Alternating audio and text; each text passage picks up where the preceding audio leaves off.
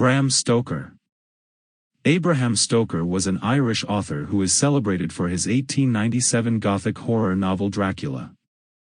During his lifetime, he was better known as the personal assistant of actor Sir Henry Irving and business manager of the Lyceum Theatre, which Irving owned.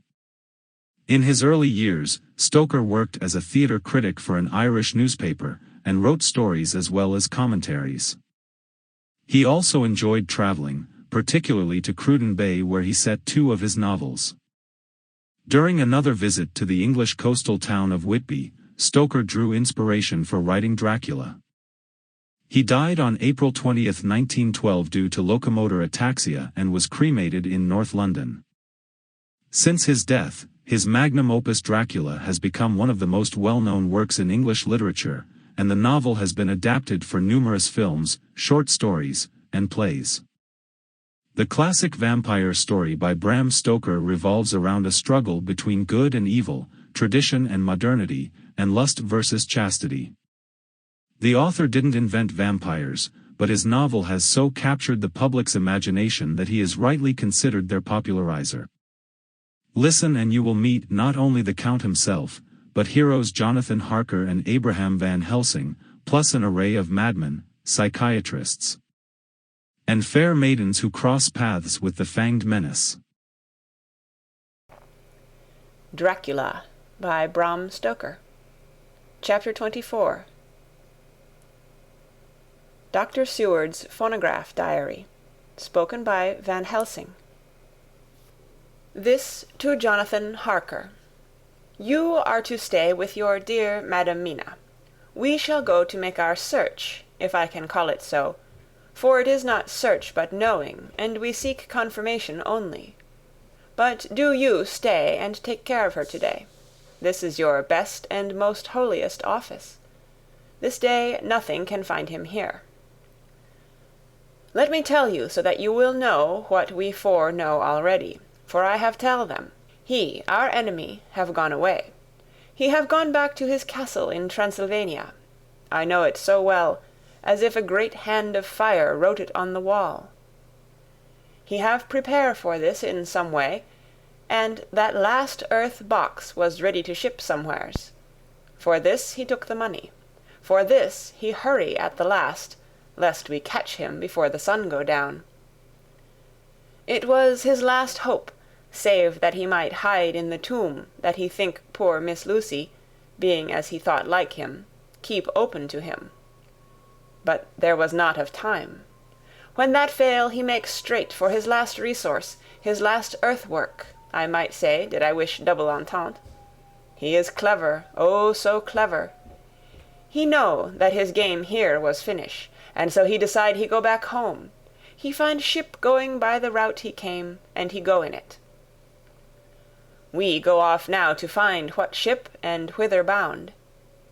When we have discovered that, we come back and tell you all. Then we will comfort you and poor Madam Mina with new hope. For it will be hope when you think it over that all is not lost. This very creature that we pursue, he take hundreds of years to get so far as London, and yet in one day, when we know of the disposal of him, we drive him out.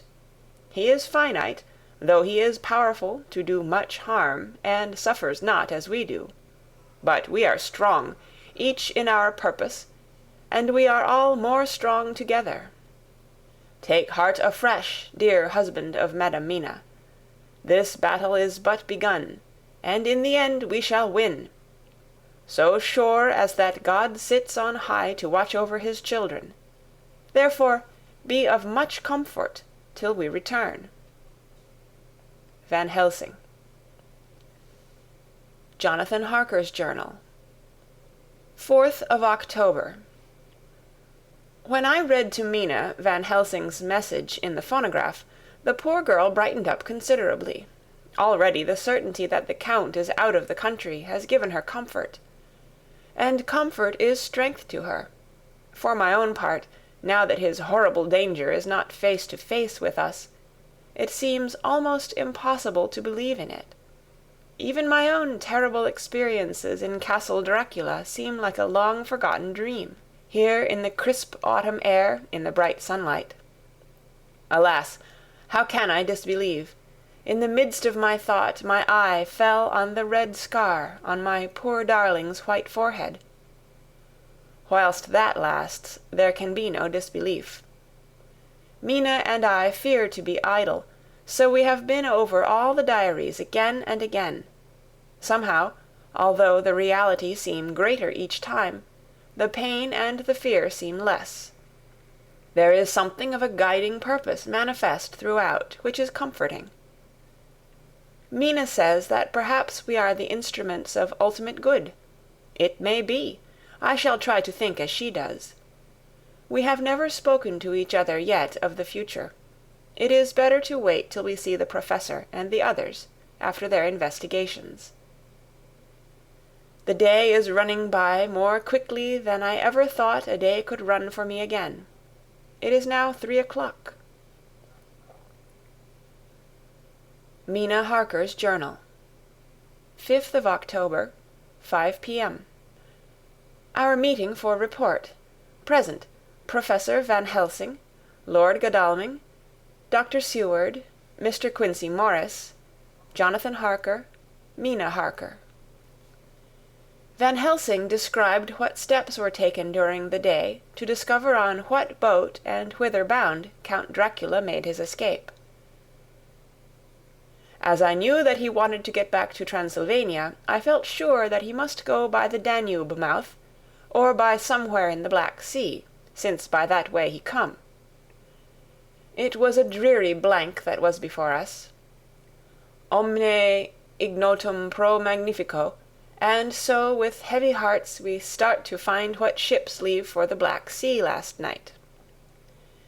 He was in sailing ship, since Madam Mina tell of sails being set. These not so important as to go in your list of the shipping in the Times, and so we go, by suggestion of Lord Godalming, to your Lloyd's, where are note of all ships that sail, however so small. There we find that only one Black Sea-bound ship go out with the tide. She is the Czarina Catherine, and she sail from Doolittle's wharf for Varna, and thence to other ports and up the Danube. So, said I, this is the ship whereon is the Count. So off we go to Doolittle's wharf, and there we find a man in an office. From him we inquire of the goings of the Czarina Catherine. He swear much, and he red face and loud of voice, but he good fellow all the same. And when Quincey give him something from his pocket which crackle as he roll it up, and put it in a so small bag which he have hid deep in his clothing, he still better fellow and humble servant to us. He come with us, and ask many men who are rough and hot. These be better fellows too, when they have been no more thirsty. They say much of blood and bloom, and of others which I comprehend not, though I guess what they mean. But nevertheless, they tell us all things which we want to know. They make known to us among them how last afternoon, at about 5 o'clock, comes a man so hurry, a tall man, thin and pale, with high nose and teeth so white, and eyes that seem to be burning. That he be all in black, except that he have a hat of straw, which suit not him or the time. That he scatter his money in making quick inquiry as to what ship sails for the Black Sea, and for where. Some took him to the office, and then to the ship, where he will not go aboard, but halt at shore end of gangplank, and ask that the captain come to him. The captain come, when told that he will be pay well, and though he swear much, at the first he agree to term. Then the thin man go, and some one tell him where horse and cart can be hired. He go there, and soon he come again, himself driving cart, on which a great box. This he himself lift down, though it take several to put it on truck for the ship. He give much talk to captain as to how and where his box is to be placed. But the captain like it not, and swear at him in many tongues, and tell him that if he like he can come and see where it shall be.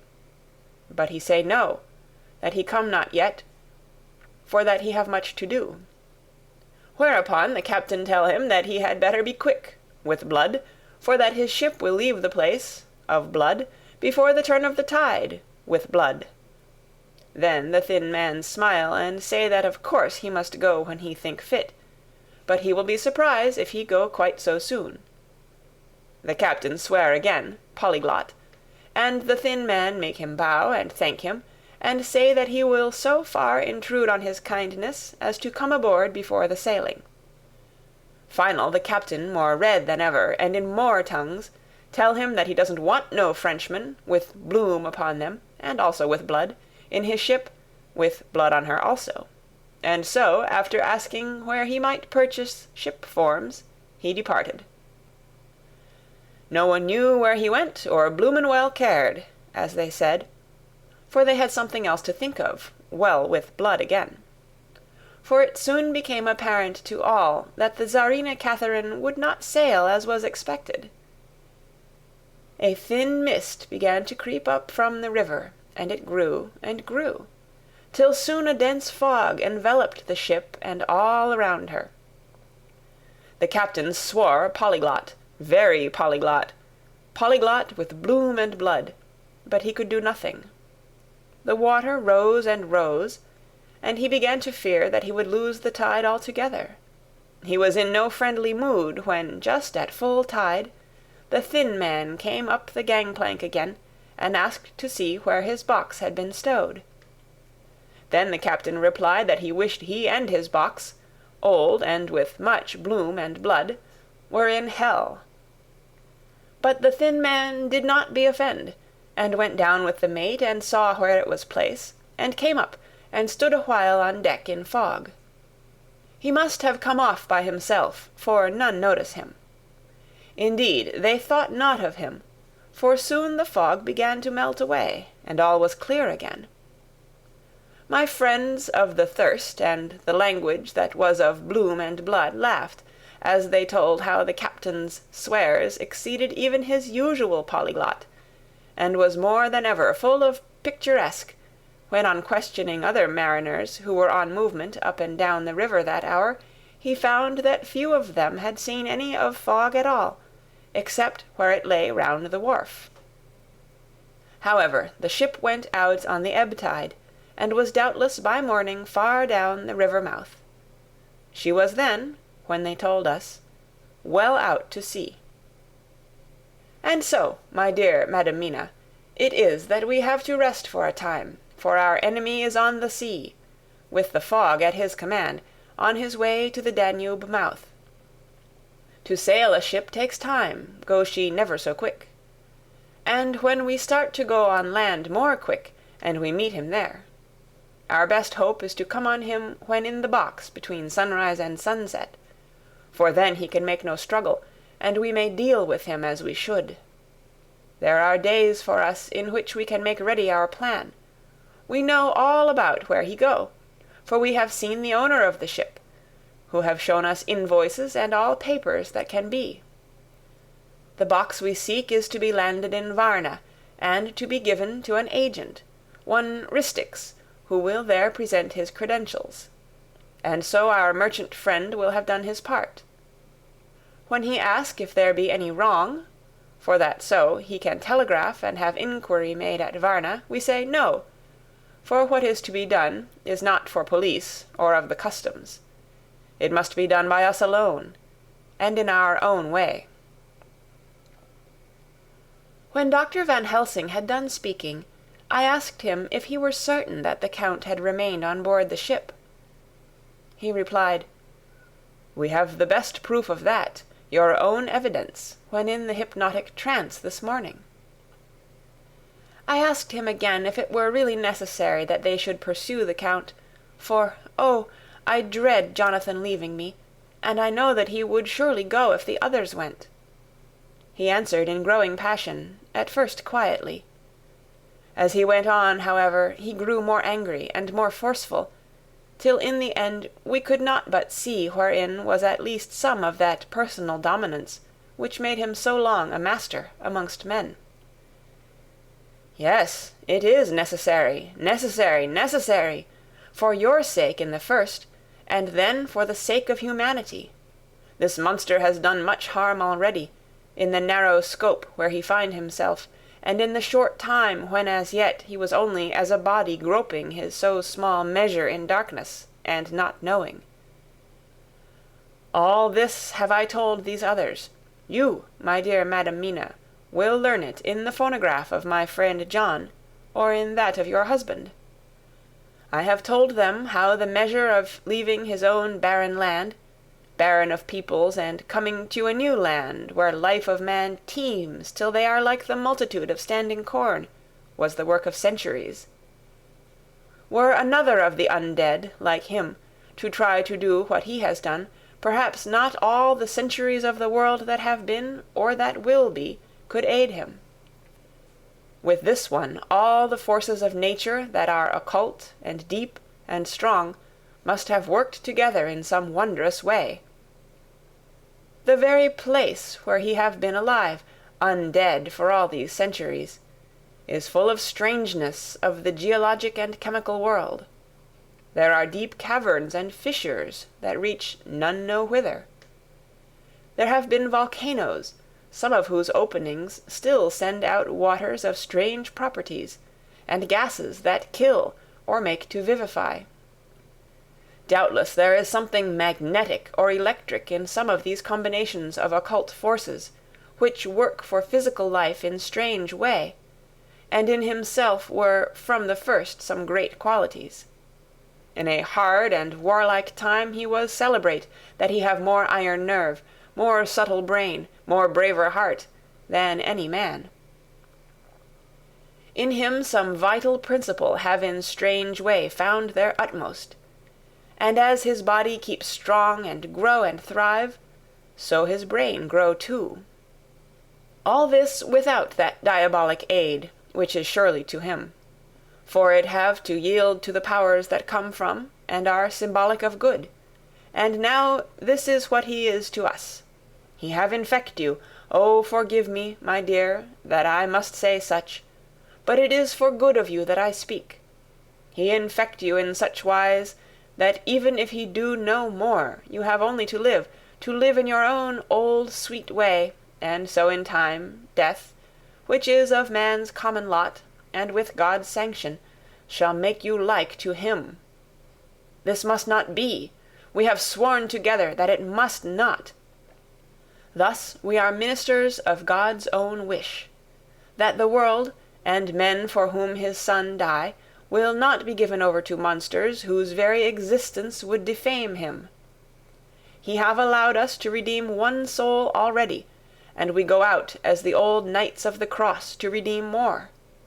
Like them we shall travel towards the sunrise, and like them, if we fall in good cause. He paused, and I said, But will not the Count take his rebuff wisely? Since he has been driven from England, will he not avoid it, as a tiger does the village from which he has been hunted? Aha, he said, your simile of the tiger good for me, and I shall adopt him. Your man-eater, as they of India call the tiger who has once tasted blood of the human, care no more for the other prey, but prowl unceasing till he get him. This that we hunt from our village is a tiger too, a man-eater, and he never cease to prowl. Nay, in himself he is not one to retire and stay afar. In his life, his living life, he go over the Turkey frontier, and attack his enemy on his own ground. He be beaten back, but did he stay? No. He come again, and again, and again. Look at his persistence and endurance. With the child brain that was to him, he have long since conceived the idea of coming to a great city. What does he do? He find out the place of all the world most of promise for him. Then he deliberately set himself down to prepare for the task. He find in patience just how is his strength, and what are his powers. He study new tongues. He learn new social life, new environment of old ways, the politics, the law, the finance, the science. the habit of a new land, and a new people who have come to be since he was. His glimpse that he have had whet his appetite only, and in keen his desire, nay, it help him to grow as to his brain. For it all prove to him how right he was at the first in his surmises. He have done this alone, all alone, from a ruined tomb in a forgotten land. What more may he not do when the greater world of thought is open to him? He that can smile at death as we know him, who can flourish in the midst of diseases that kill off whole peoples. Oh, if such an one was to come from God, and not the devil, what a force for good might he not be in this old world of ours! But we are pledged to set the world free. Our toil must be in silence, and our efforts all in secret. For in this enlightened age, when men believe not even what they see, the doubting of wise men would be his greatest strength. It would be at once his sheath and his armor, and his weapons to destroy us, his enemies, who are willing to peril even our own souls for the safety of one we love, for the good of mankind, and for the honor and glory of God. After a general discussion, it was determined that for tonight nothing be definitely settled, that we should all sleep on the facts, and try to think out the proper conclusions. Tomorrow at breakfast we are to meet again, and after making our conclusions known to one another, we shall decide on some definite cause of action. I feel a wonderful peace and rest tonight. It is as if some haunting presence were removed from me. Perhaps... My surmise was not finished, could not be, for I caught sight in the mirror of the red mark upon my forehead, and I knew that I was still unclean. Dr. Seward's Diary, 5th of October. We all arose early, and I think that sleep did much for each and all of us. When we met at early breakfast there was more general cheerfulness than any of us had ever expected to experience again. It is really wonderful how much resilience there is in human nature. Let any obstructing cause, no matter what, be removed in any way, even by death, and we fly back to first principles of hope and enjoyment. More than once as we sat around the table, my eyes opened in wonder whether the whole of the past days had not been a dream. It was only when I caught sight of the red blotch on Mrs. Harker's forehead that I was brought back to reality.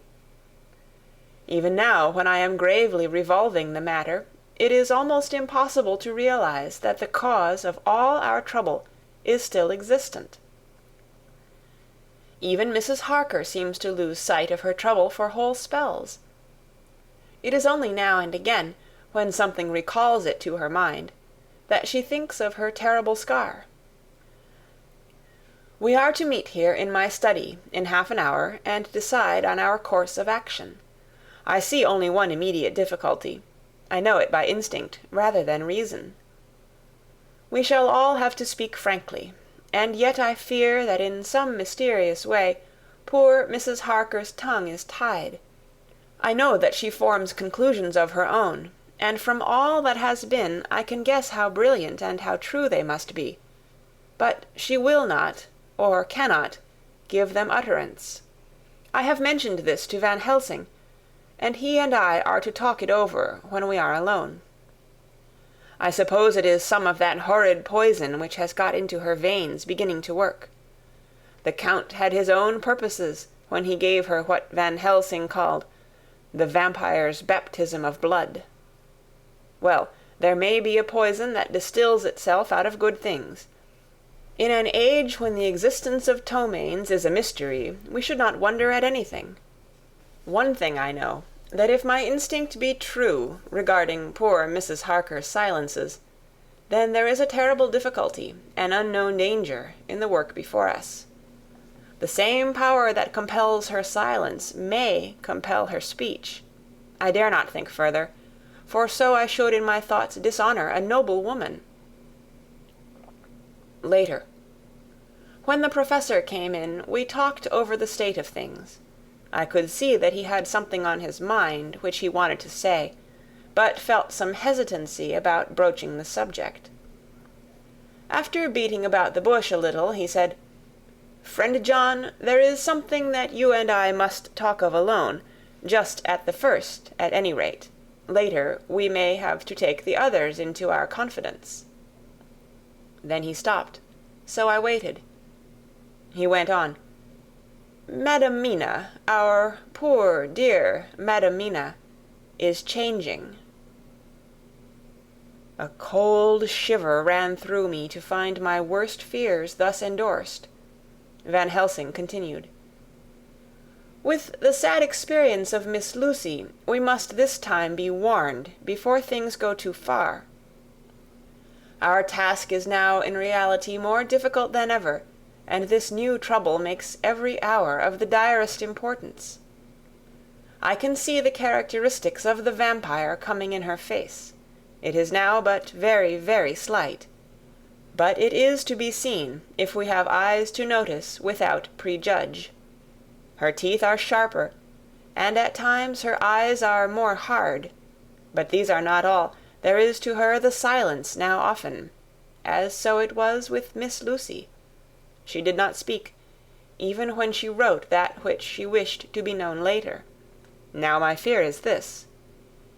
If it be that she can, by our hypnotic trance, tell what the Count see and hear, is it not more true that he who have hypnotized her first, and who have drink of her very blood and make her drink of his, should, if he will, compel her mind to disclose to him that which she know?" I nodded acquiescence. He went on, "Then what we must do is to prevent this. We must keep her ignorant of our intent, and so she cannot tell what she know not. This is a painful task, oh, so painful that it heart break me to think of it, but it must be. When today we meet, I must tell her that for reason which we will not to speak, she must not more be of our counsel, but be simply guarded by us." He wiped his forehead, which had broken out in profuse perspiration at the thought of the pain which he might have to inflict upon the poor soul already so tortured. I knew that it would be some sort of comfort to him if I told him that I also had come to the same conclusion. For at any rate it would take away the pain of doubt. I told him, and the effect was as I expected. It is now close to the time of our general gathering. Van Helsing has gone away to prepare for the meeting, and his painful part of it. I really believe his purpose is to be able to pray alone. Later. At the very outset of our meeting, a great personal relief was experienced by both Van Helsing and myself. Mrs. Harker had sent a message by her husband to say that she would not join us at present, as she thought it better that we should be free to discuss our movements without her presence to embarrass us. The Professor and I looked at each other for an instant, and somehow we both seemed relieved. For my own part, I thought that if Mrs. Harker realized the danger herself, it was much pain, as well as much danger, averted. Under the circumstances we agreed, by a questioning look and answer, with finger on lip, to preserve silence in our suspicions until we should have been able to confer alone again. We went at once into our plan of campaign. Van Helsing roughly put the facts before us. The Tsarina Catherine left the Thames yesterday morning. It will take her at the quickest speed she has ever made at least 3 weeks to reach Varna. But we can travel overland to the same place in 3 days. Now, if we allow for 2 days less for the ship's voyage, owing to such weather influences as we know that the Count can bring to bear, and if we allow a whole day and night for any delays which may occur to us, then we have a margin of nearly 2 weeks. Thus, in order to be quite safe, we must leave here on 17th at latest. Then we shall at any rate be in Varna a day before the ship arrives, and able to make such preparations as may be necessary. Of course, we shall all go armed against evil things, spiritual as well as physical." Here Quincey Morris added, "I understand that the Count comes from a wolf country, and it may be that he shall get there before us. I propose that we add Winchesters to our armament. I have a kind of belief in a Winchester when there is any trouble of that sort around. Do you remember, Art, when we had the pack after us at Tobolsk? What wouldn't we have given then for a repeater apiece?" "Good," said Van Helsing. "Winchesters it shall be. Quincey's head is level at times, but most so when there is to hunt. Metaphor be more dishonour to science than wolves be of danger to man. In the meantime we can do nothing here, and as I think that Varna is not familiar to any of us, why not go there more soon? It is as long to wait here as there. To-night and to-morrow we can get ready, and then if all be well, we four can set out on our journey." "We four?" said Harker, interrogatively, looking from one to another of us. "Of course," answered the Professor quickly. "You must remain to take care of your so-sweet wife."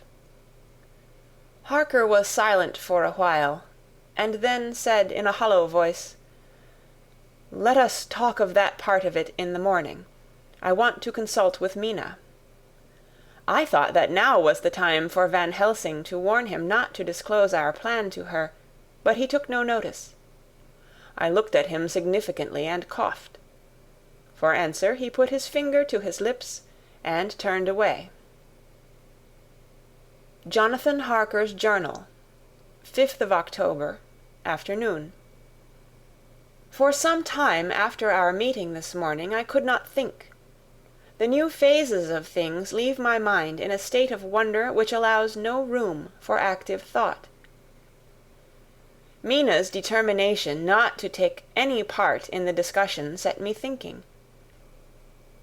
And as I could not argue the matter with her, I could only guess. I am as far as ever from a solution now. The way the others received it, too, puzzled me. The last time we talked of the subject we agreed that there was to be no more concealment of anything amongst us. Mina is sleeping now, calmly and sweetly, like a little child. Her lips are curved, and her face beams with happiness. Thank God, there are such moments still for her. Later. How strange it all is! I sat watching Mina's happy sleep, and I came as near to being happy myself as I suppose I shall ever be. As the evening drew on, and the earth took its shadows from the sun sinking lower, the silence of the room grew more and more solemn to me. All at once Mina opened her eyes, and, looking at me tenderly, said, "Jonathan, I want you to promise me something on your word of honor, a promise made to me, but made holily in God's hearing, and not to be broken though I should go down on my knees and implore you with bitter tears. Quick, you must make it to me at once." "Mina," I said, "a promise like that I cannot make at once. I may have no right to make it."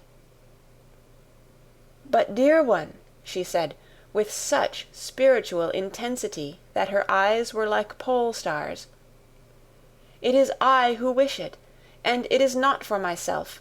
You can ask Dr. Van Helsing if I am not right. If he disagrees, you may do as you will. Nay, more, if you all agree, later you are absolved from the promise."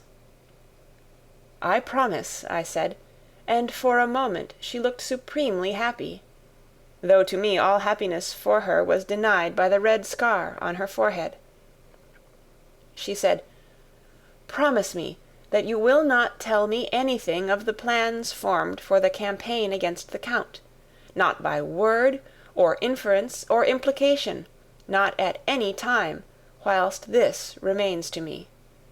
And she solemnly pointed to the scar. I saw that she was in earnest, and said solemnly, "I promise." And as I said it, I felt that from that instant A door had been shut between us. Later, midnight. Mina has been bright and cheerful all the evening, so much so that all the rest seem to take courage, as if infected somewhat with her gaiety. As a result, even I myself felt as if the pall of gloom which weighs us down were somewhat lifted. We all retired early. Mina is now sleeping like a little child. It is a wonderful thing that her faculty of sleep remains to her in the midst of her terrible trouble. Thank God for it, for then at least she can forget her care. Perhaps her example may affect me as her gaiety did tonight. I shall try it. Oh, for a dreamless sleep. 6th of October, morning. Another surprise. Mina woke me early, about the same time as yesterday, and asked me to bring Dr. Van Helsing. I thought that it was another occasion for hypnotism, and without question went for the professor. He had evidently expected some such call, for I found him dressed in his room. His door was ajar, so that he could hear the opening of the door of our room. He came at once. As he passed into the room, he asked Mina if the others might come too. "No," she said quite simply. "It will not be necessary. You can tell them just as well. I must go with you on your journey." Dr. Van Helsing was as startled as I was. After a moment's pause, he asked, "But why?" "You must take me with you. I am safer with you, and you shall be safer too." "But why, dear Madam Mina? You know that your safety is our solemnest duty. We go into danger to which you are, or may be, more liable than any of us from circumstances, things that have been." He paused, embarrassed. As she replied, she raised her finger and pointed to her forehead. "I know. That is why I must go. I can tell you now, whilst the sun is coming up. I may not be able again.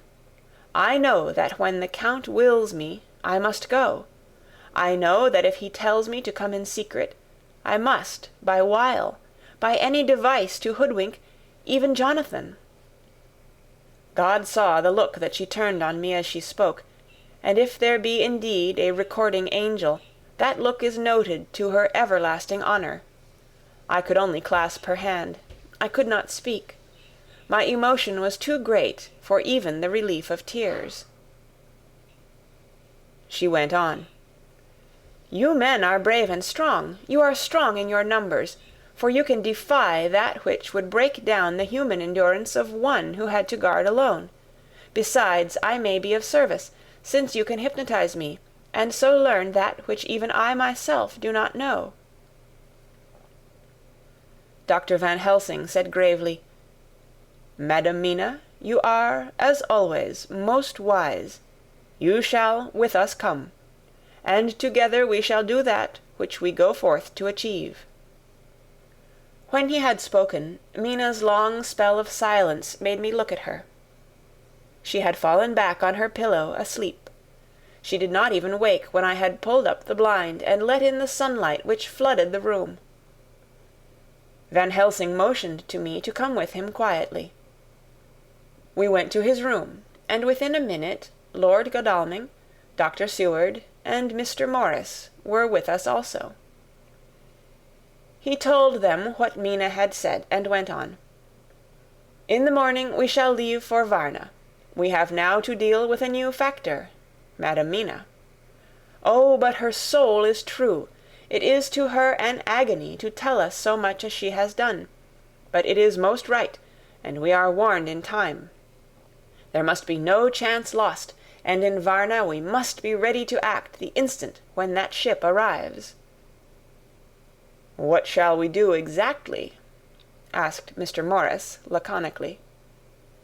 The professor paused before replying. "We shall at the first board that ship. Then, when we have identified the box, we shall place a branch of the wild rose on it. This we shall fasten, for when it is there none can emerge. So that, at least, says the superstition. And to superstition must we trust at the first. It was man's faith in the early, and it have its root in faith still. Then, when we get the opportunity that we seek, when none are near to see, we shall open the box, and all will be well." "I shall not wait for any opportunity," said Morris. "When I see the box, I shall open it, and destroy the monster, though there were 1,000 men looking on, and if I am to be wiped out for it the next moment." I grasped his hand instinctively, and found it as firm as a piece of steel. I think he understood my look. I hope he did. "Good boy," said Dr. Van Helsing. "Brave boy. Quincey is all man. God bless him for it. My child, believe me, none of us shall lag behind or pause from any fear. I do but say what we may do, what we must do. But indeed, we cannot say what we may do. There are so many things which may happen, and their ways and their ends are so various, that until the moment we may not say. We shall all be armed in all ways, and when the time for the end has come, our effort shall not be lack. Now let us to-day put all our affairs in order. Let all things which touch on others dear to us, and who on us depend, be complete. For none of us can tell what, or when, or how the end may be. As for me, my own affairs are regulate, and as I have nothing else to do, I shall go make arrangements for the travel. I shall have all tickets and so forth for our journey." There was nothing further to be said, and we parted. I shall now settle up all my affairs of earth, and be ready for whatever may come. Later. It is done. My will is made, and all complete. Mina, if she survive, is my sole heir. If it should not be so, then the others who have been so good to us shall have remainder. It is now drawing towards the sunset. Mina's uneasiness calls my attention to it. I am sure that there is something on her mind which the time of exact sunset will reveal. These occasions are becoming harrowing times for us all, for each sunrise and sunset opens up some new danger, some new pain, which, however, may in God's will be means to a good end. I write all these things in the diary, since my darling must not hear them now. But if it may be that she can see them again, they shall be ready. She is calling to me. End of chapter 24.